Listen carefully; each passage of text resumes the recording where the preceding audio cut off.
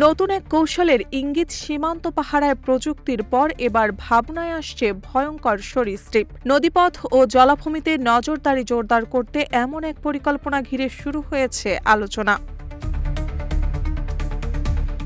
ভারতের সীমান্তরক্ষী বাহিনী border security force BSF Bangladesh সীমান্তের ঝুঁকিপূর্ণ এলাকাগুলোতে বিষাক্ত সাপ ও কুমির ব্যবহারের সম্ভাবনা যাচাই করছে বলে জানিয়েছে দ্য ফেডারাল। প্রতিবেদনে বলা হয়, গত 9 ফেব্রুয়ারি বিএসএফ এর উচ্চ পর্যায়ে এক বৈঠকে এ বিষয়ে আলোচনা হয় এবং পরে 20 মার্চ নয়াদিল্লিতে অনুষ্ঠিত আরেক বৈঠকে বিষয়টি পুনরায় উঠে আসে।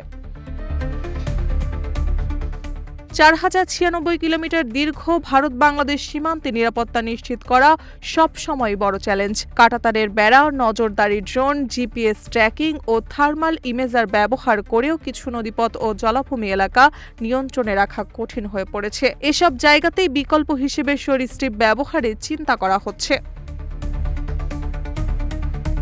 তবে এই পরিকল্পনা এখনও প্রাথমিক পর্যায়ে রয়েছে। কিভাবে সাপ ও কুমির সংগ্রহ করা হবে, কোথায় ছাড়া হবে এবং কত সংখ্যক প্রয়োজন, এ বিষয়ে এখনও চূড়ান্ত সিদ্ধান্ত হয়নি। বিশ্লেষকদের মতে, এমন উদ্যোগ বাস্তবায়িত হলে তা একদিকে যেমন নতুন কৌশল হতে পারে, অন্যদিকে মানবাধিকার ও পরিবেশগত দিক থেকে বড় বিতর্ক তৈরি করতে পারে।